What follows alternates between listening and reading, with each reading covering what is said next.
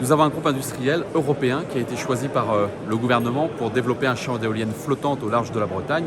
C'est un choix industriel fort pour nous, car depuis des années, nous disons combien nous avons besoin de développer cette énergie de la mer qui est à la base de notre souveraineté et qui est indispensable pour l'avenir de l'Europe. Et puis nous avons en tête combien nous devons protéger nos pêcheurs qui sont aussi indispensables à la Bretagne. C'est ça l'enjeu des années qui viennent, c'est là-dessus que nous allons travailler.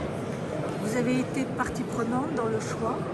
Nous avons été partie prenante dans les discussions avec l'ensemble des groupes industriels, avec le gouvernement, mais c'est bien le gouvernement qui a choisi, c'est l'autorité du gouvernement. La région Bretagne n'a que participé à l'élaboration initiale du cahier des charges. Et les deux premiers lauréats qui avaient été choisis au départ? Les deux premiers lauréats, manifestement, n'ont pas pu répondre à l'ensemble des cahiers des charges qui ont été prévus par le gouvernement, notamment au niveau des garanties bancaires. La région Bretagne n'a pas de commentaire à faire sur ce point-là. Ce que nous voulons maintenant, c'est que l'industriel qui a été choisi respecte ses engagements, notamment en termes d'emploi en Bretagne, d'emploi industriel en Bretagne. C'est indispensable pour l'acceptation sociale de ces éoliennes en mer. Et pour les ports? Mais les ports bretons sont prêts, sont disponibles. Brest, Lorient et Saint-Nazaire travaillent ensemble pour accueillir les industriels. Nous avons besoin de ces industriels. La Bretagne a travaillé, investi des centaines de millions d'euros sur les ports pour qu'ils soient disponibles.